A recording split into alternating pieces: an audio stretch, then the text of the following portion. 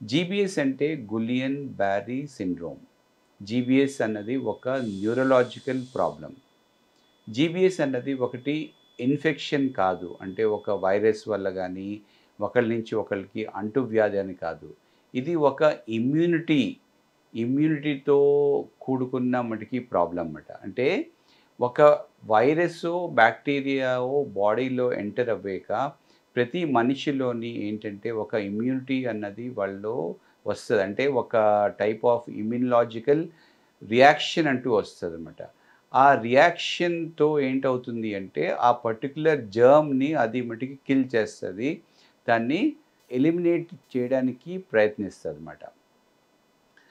గానీ అప్పుడప్పుడు ఏంటంటే ఆ బాడీలో ఇమ్యూన్ సిస్టమ్ కరెక్ట్‌గా పని చేయకపోతే నార్మల్ బాడీ పార్ట్స్‌ని కూడా మన ఇమ్యూన్ సిస్టమ్ డ్యామేజ్ చేసే అవకాశం ఉంటది.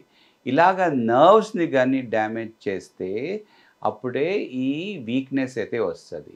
అంటే జీబీఎస్‌లో ఏమవుతుంది అంటే ఇది ఒక న్యూరలాజికల్ ప్రాబ్లమ్ కాబట్టి నర్వ్స్‌ని బాడీ ఇమ్యూన్ సిస్టమ్ అయితే డ్యామేజ్ అయితే చేస్తుంది. చేయడం వల్ల బాడీలో వీక్‌నెస్ వస్తుంది. ఫస్ట్ ఏంటంటే కాళ్ళలో మటికి వీక్‌నెస్ వస్తది. కాళ్ళలో పెయిన్ వస్తది.